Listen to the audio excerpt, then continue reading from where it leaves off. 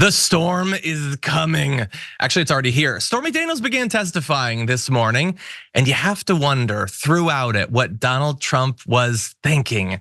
Obviously we can't see it, but we had some initial reports saying that while he's been pretty bored throughout the trial so far, obviously falling asleep quite frequently, not today. He was described as, quote, looking like his face was going to crack from tension, which is rough. And I wanna walk you through all of the major highlights of what happened today because look, some of it is spicy and funny and I like it for that reason. But some of it I think is actually very important for getting into some of the foundational allegations of this trial about why the hush money payment happened, what Donald Trump was thinking about, what his motivation was.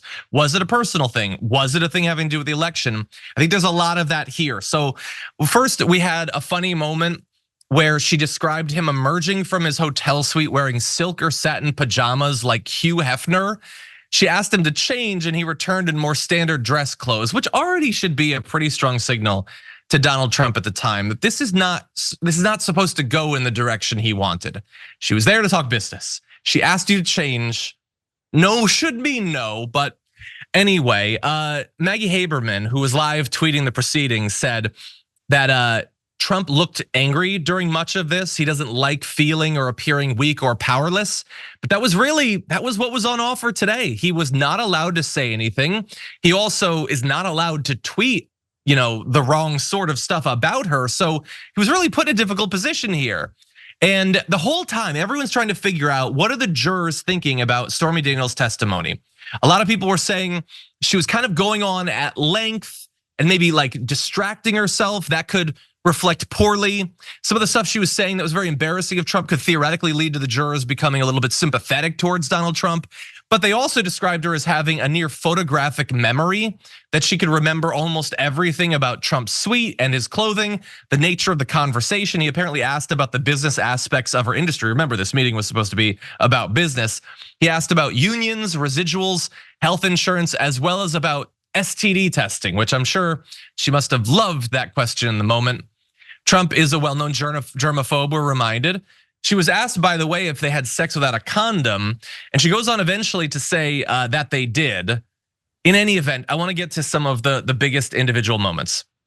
So she says that during her dinner with Trump, this is before that final meeting, she asked about his wife. He told her, she says, not to worry because the two did not, quote, even sleep in the same room. They'd of course been married for about a year at this point. He apparently shaked his head slightly and gave a sour look as she said that he didn't sleep in the same room as his wife. It doesn't seem like the most surprising thing. They lived in different states for a significant period of time while he was in the White House.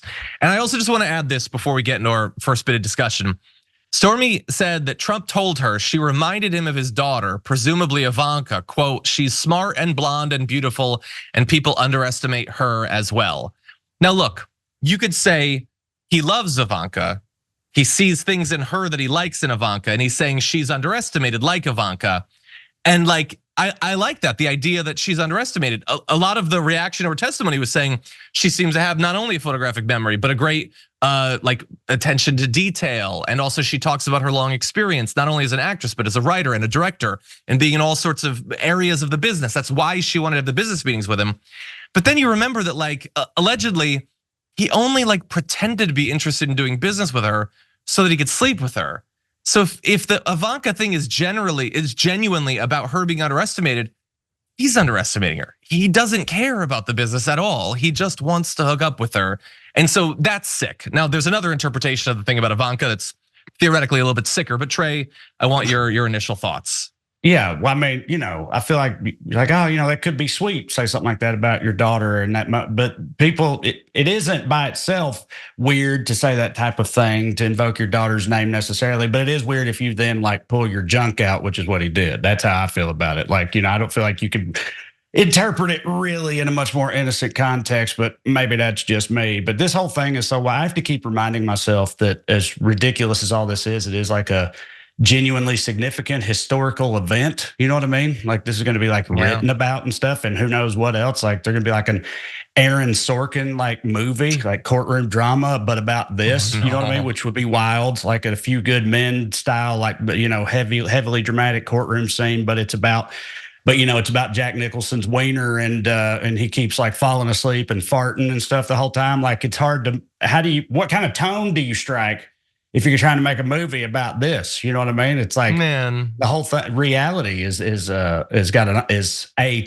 lately. You know what I mean? We shuffle back and forth between like, important, existentially terrifying, objectively hilarious, completely absurd, and all these things and more every hour in 2024. So, I mean, Trey, I don't have a great answer for that because I don't even know tonally how to get through this show, let alone through a feature film. But I do understand what you're saying. I do want to say that while some of this stuff obviously has gotten into the sexual stuff, and there will be a little bit more of that, there have been limitations on that. And one area that we are not going to have testimony in is that prosecutors apparently said that she would not describe his genitalia as she did in her book, Full Disclosure. Okay, some people, we weren't sure if that was going to happen, but that's not going to happen. That means that the juror's not going to have to hear it, and obviously you viewers aren't going to have to hear it again because it's not going to come up in the trial. Just kidding, I'm going to quote it anyway. She described in that book Trump's penis as, quote, smaller than average, but not freakishly small, which is pretty much what every guy wants to hear. He knows he has an unusual penis. It has a huge mushroom head, like a toadstool.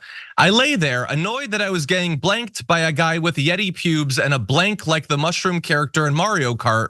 It may have been the least impressive sex I'd ever had, but clearly he didn't share that opinion.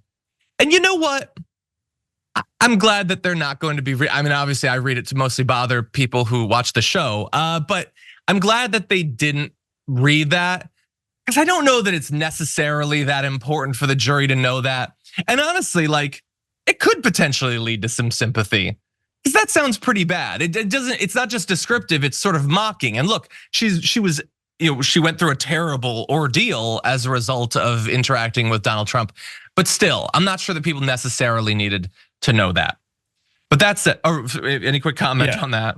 I mean, I agree with, I'm law dumb, but I see how legally it's not entirely relevant. We don't have to dig into that, but I guess I am a little bit disappointed just because of how much I know it has to truly upset him. I know he's upset by these whole proceedings, but I feel like that part of it would really I mean, even like the 2016 election, run up to that, didn't he get into a whole like penis size thing in the debates? On the debate stage. In the debate stage, right, yeah. So like, he's like one of the most insecure people alive, and he's a man, so like, what better subject matter to invoke a massive meltdown than this? It would truly test his resolve. But I get how we don't really have to go there, so I suppose it's fine with me. We don't have to. I did. Because the audience often attacks me, and I take every opportunity to counterpunch like Donald Trump. But anyway, no, we should absolutely. I've already said wiener like 4 different times, but you have actually 5 now. Yeah, but you need a little counter in the bottom of the screen, in the corner of the screen. But I'm saying, I get why they, in the context of an actual criminal trial, don't need all that. But more popcorn stuff as far as I'm concerned. Bring it on. 100%. Members make a difference here at TYT. You help make the show happen, and we see you in the chat with your loyalty badge. Click the join button to become a member today.